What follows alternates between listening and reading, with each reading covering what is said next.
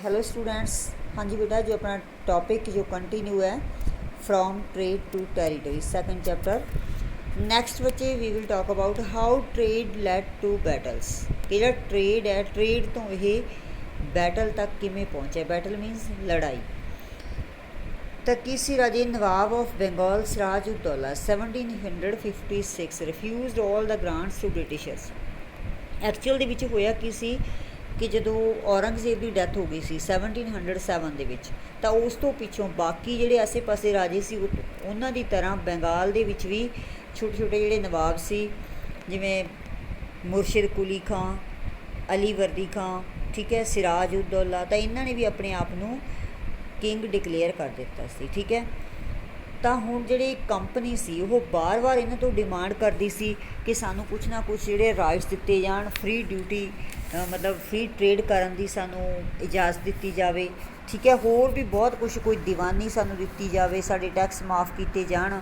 ਤਾਂ ਬਾਰ-ਬਾਰ ਕੰਪਨੀ ਇਹਨਾਂ ਤੋਂ ਡਿਮਾਂਡ ਕਰਦੀ ਰਹਿੰਦੀ ਸੀ। ਔਰ ਦੂਸਰੇ ਪਾਸੇ ਉਹ ਆਪਣੀ ਜਿਵੇਂ ਫੋਰਟੀਫਿਕੇਸ਼ਨ ਵਗੈਰਾ ਕਰ ਰਹੀ ਸੀ, ਕਿਲੇ ਬਣਾ ਰਹੀ ਸੀ।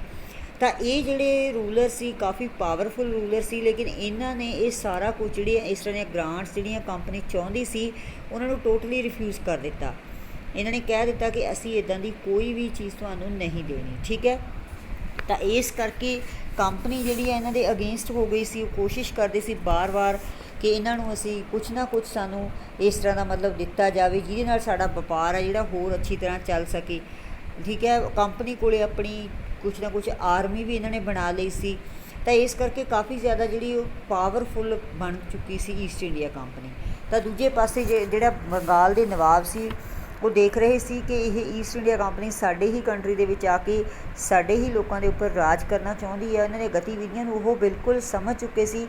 ਤਾਂ ਉਹਨਾਂ ਨੇ ਸਾਰਾ ਕੁਝ ਰਿਫਿਊਜ਼ ਕਰ ਦਿੱਤਾ ਸੀ, ਕੋਈ ਵੀ ਗ੍ਰਾਂਟ ਇਹਨਾਂ ਨੂੰ ਦੇਣ ਤੋਂ ਨਾ ਕਰ ਦਿੱਤੀ ਸੀ। ਤਾਂ ਇਸ ਤਰ੍ਹਾਂ ਇਹਨਾਂ ਦੇ ਵਿੱਚ ਜਿਹੜਾ ਮਤਲਬ ਆਪਸੀ ਕੌਨਫਲਿਕਟ ਜਿਹੜਾ ਸੀ, ਵਿਵਾਦ, ਕੰਟਰੋਵਰਸੀ ਜੋ ਸੀ ਬਹੁਤ ਜ਼ਿਆਦਾ ਵੱਧ ਗਈ ਸੀ।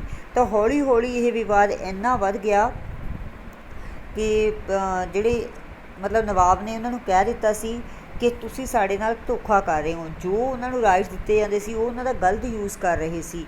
ਜਿਹੜੇ ਰਾਈਟਸ ਦਿੱਤੇ ਜਾਂਦੇ ਸੀ ਉਹ ਕੰਪਨੀ ਨੂੰ ਦਿੱਤੇ ਜਾਂਦੇ ਸੀ, ਲੇਕਿਨ ਜਿਹੜੇ ਕੰਪਨੀ ਦੇ ਹੋਰ ਆਫਿਸਰ ਸੀ ਉਹਨਾਂ ਨੇ ਅਲੱਗ-ਅਲੱਗ ਆਪਣੇ ਛੋਟੇ-ਛੋਟੇ ਬਿਜ਼ਨਸ ਅਲੱਗ ਸਾਈਡ 'ਤੇ ਸ਼ੁਰੂ ਕਰ ਰੱਖੇ ਸੀ।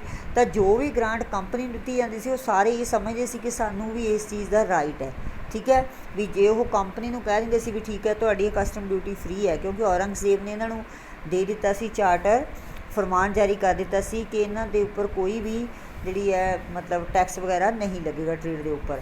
ਉਹ ਦਿੱਤਾ ਗਿਆ ਸੀ ਕੰਪਨੀ ਨੂੰ, ਲੇਕਿਨ ਜਿਹੜੇ ਬਾਕੀ ਆਫਿਸਰ ਸੀ ਉਹ ਇਹ ਸਮਝਦੇ ਸੀ, ਉਹ ਇਸੇ ਚੀਜ਼ ਦਾ ਫਾਇਦਾ ਉਠਾ ਰਹੇ ਸੀ ਕਿ ਹਾਂਜੀ ਸਾਡੇ ਕੋਲ ਇਹ ਰਾਈਟ ਹੈ, ਅਸੀਂ ਜਿੱਥੇ ਮਰਜ਼ੀ ਜਾ ਕੇ ਬਿਜ਼ਨਸ ਕਰ ਸਕਦੇ ਹਾਂ, ਅਸੀਂ ਕੋਈ ਮਤਲਬ ਟੈਕਸ ਪੇ ਨਹੀਂ ਕਰਨਾ।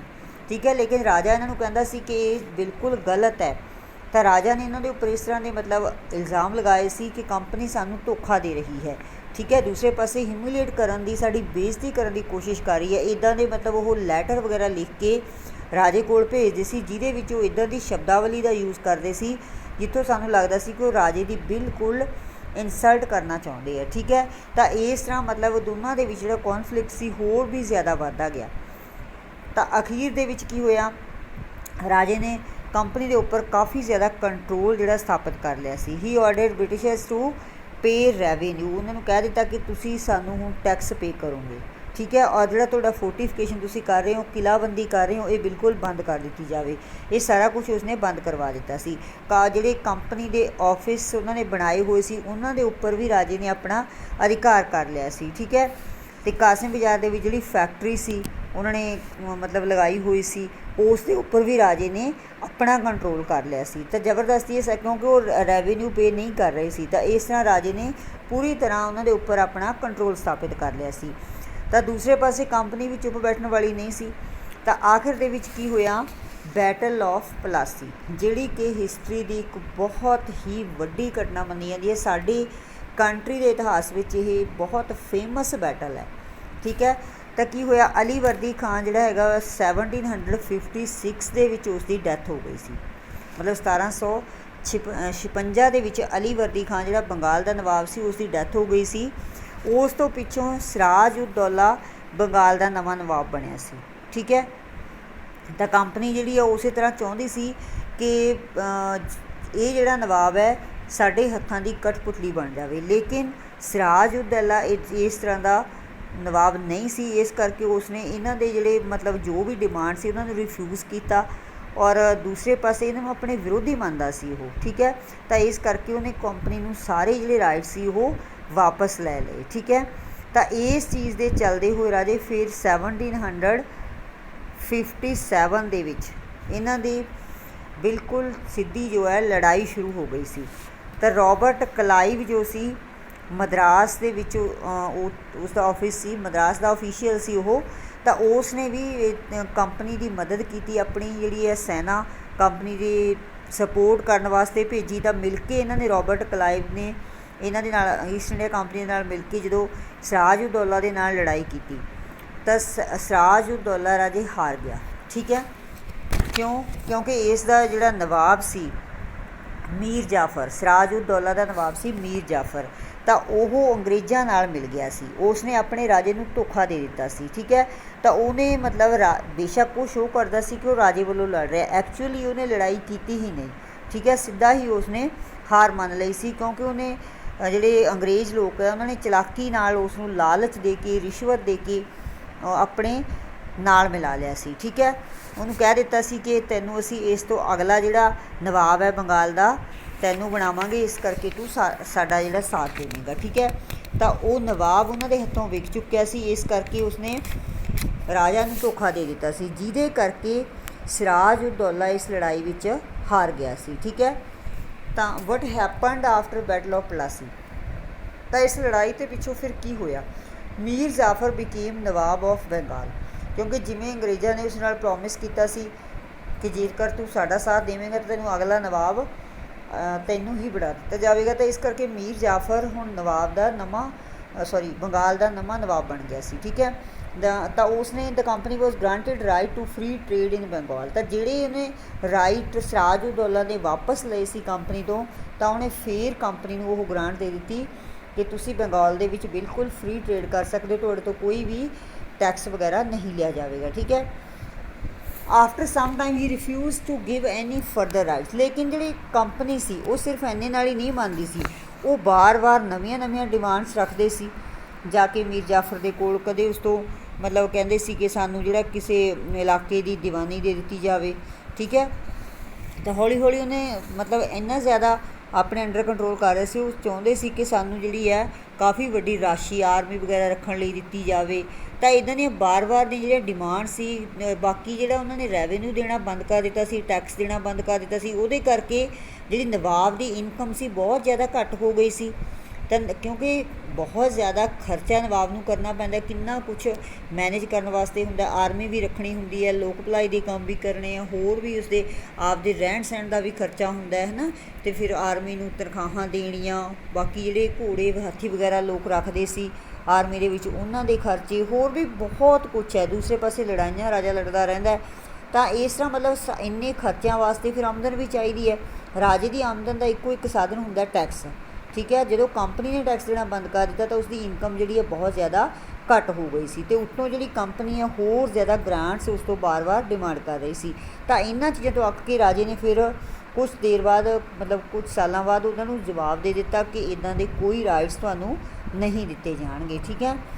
Jafar was dethroned and Mir Qasim became the next nawab. तो अंग्रेज़ों ने की किया, मीर कासिम जिहड़ा पहला नवाब हुंदा सी बंगाल का उसनूं फिर अपने नाल मिला लिया, जिस तरह मीर जाफर नूं मिलाया सी उस तरह मीर कासिम नूं अपने नाल मिला लिया।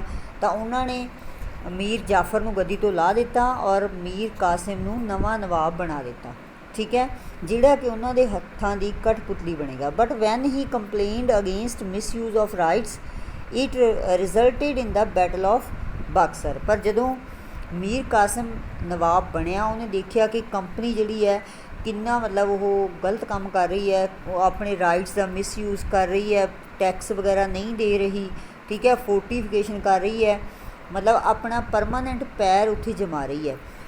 उपरों बैटल ऑफ प्लासी करके इन्हां दी राजे पक्के तौर पर जिहड़ी है एस्टैबलिशमेंट हो चुकी सी इंडिया दे विच, ठीक है। तो उसने ये कंपनी दियां होर भी इन्नियां गतिविधियां दे के कंपनी के जिहड़े अधिकारी सी लोगों को बहुत तंग परेशान भी करते सी, ठीक है। ਤਾਂ ਇਸ ਤਰ੍ਹਾਂ ਦੀਆਂ ਐਕਟੀਵਿਟੀਜ਼ ਨੂੰ ਦੇਖ ਕੇ ਜਿਹੜਾ ਨਵਾਂ ਨਵਾਬ ਬਣਿਆ ਸੀ ਮੀਰ ਕਾਸਿਮ, ਠੀਕ ਹੈ, ਤਾਂ ਉਸ ਨੇ ਵੀ ਇਹਨਾਂ ਨੂੰ ਰੋਕਣ ਦੀ ਕੋਸ਼ਿਸ਼ ਕੀਤੀ, ਲੇਕਿਨ ਕੰਪਨੀ ਹੁਣ ਕਾਫੀ ਪਾਵਰਫੁਲ ਬਣ ਚੁੱਕੀ ਸੀ। ਤਾਂ ਇਸ ਦੇ ਸਿੱਟੇ ਵਜੋਂ ਫਿਰ ਬਕਸਰ ਦੇ ਸਥਾਨ 'ਤੇ 1764 ਦੇ ਵਿੱਚ ਦੁਬਾਰਾ ਤੋਂ ਯੁੱਧ ਲੜਿਆ ਗਿਆ, ਠੀਕ ਹੈ, ਮੀਰ ਕਾਸਿਮ ਅਤੇ ਬ੍ਰਿਟਿਸ਼ਰਸ ਦੇ ਵਿੱਚ ਬਕਸਰ ਦੀ ਲੜਾਈ ਜਿਹਨੂੰ ਅਸੀਂ ਕਹਿੰਦੇ ਹਾਂ। ਤਾਂ ਇਸ ਯੁੱਧ ਤੋਂ ਬਾਅਦ ਫਿਰ ਕੀ ਹੋਇਆ, ਇਨ 1765 ਕੰਪਨੀ ਗੋਟ ਦੀਵਾਨੀ ਆਫ ਬੰਗਾਲ ਪ੍ਰੋਵਿੰਸੀ। ਤਾਂ ਇਸ ਤੋਂ ਪਿੱਛੋਂ ਸਭ ਤੋਂ ਵੱਡਾ ਜਿਹੜਾ ਮੋੜ ਆਇਆ ਕਿ ਕੰਪਨੀ ਨੂੰ ਹੁਣ ਬੰਗਾਲ ਦੀ ਦੀਵਾਨੀ ਮਿਲ ਗਈ। ਬੰਗਾਲ ਦਾ ਇੱਕ ਤਾਂ ਉਹ ਪਹਿਲਾਂ ਹੀ ਟੈਕਸ ਪੇ ਨਹੀਂ ਕਰਦੇ ਸੀ, ਉੱਤੋਂ ਹੁਣ ਬੰਗਾਲ ਦੀ ਦੀਵਾਨੀ ਜਿਹੜੀ ਸੀ, ਜਿਹੜਾ ਟੈਕਸ ਇਕੱਠਾ ਕਰਨਾ ਸੀ, ਉਹਦਾ ਅਧਿਕਾਰ ਵੀ ਕੰਪਨੀ ਨੂੰ ਮਿਲ ਗਿਆ, ਠੀਕ ਹੈ। ਹੁਣ ਕੰਪਨੀ ਦੀ ਇਨਕਮ ਦੇ ਵਿੱਚ ਬਹੁਤ ਜ਼ਿਆਦਾ ਮਤਲਬ ਵਾਧਾ ਹੋਣਾ ਸ਼ੁਰੂ ਹੋ ਗਿਆ, ਕਿਉਂਕਿ ਸਾਰੇ ਰਾਈਟਸ ਜਿਹੜੇ ਆ ਪੂਰੀ ਤਰ੍ਹਾਂ, ਕੁਛ ਤਾਂ ਉਹ ਪਹਿਲਾਂ ਹੀ ਸਿਰਾਜ ਉਦ ਦੌਲਾ ਨੂੰ ਹਰਾਉਣ ਤੋਂ ਬਾਅਦ ਬਹੁਤ ਸਾਰੇ ਰਾਈਟਸ ਉਹਨੂੰ ਮਿਲ ਚੁੱਕੇ ਸੀ, ਠੀਕ ਹੈ। ਇਸ ਲਈ ਤਾਂ ਉਹ ਵਾਰ-ਵਾਰ ਕਦੇ ਕਿਸੇ ਨੂੰ ਉੱਥੋਂ ਦਾ ਨਵਾਬ ਬਣਾ ਦਿੰਦੇ ਸੀ, ਕਿਸੇ ਨੂੰ ਹਟਾ ਦਿੰਦੇ ਸੀ, ਠੀਕ।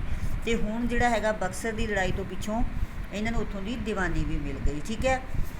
ਐਕਸਪੈਂਸ਼ਨ ਆਫ ਕੰਪਨੀ ਰੂਲ, ਤਾਂ ਹੌਲੀ ਹੌਲੀ ਕੰਪਨੀ ਨੇ ਹੁਣ ਬੰਗਾਲ ਦੇ ਉੱਪਰ ਤਾਂ ਆਪਣਾ ਪੂਰਾ ਅਧਿਕਾਰ ਕਰ ਹੀ ਲਿਆ, ਤਾਂ ਅੱਗੇ ਵੀ ਕੰਪਨੀ ਨੇ ਜਿਹੜਾ ਆਪਣਾ ਰੂਲ ਹੈ ਐਕਸਪੈਂਡ ਕੀਤਾ। ਉਹ ਕਿਸ ਤਰ੍ਹਾਂ ਕੀਤਾ,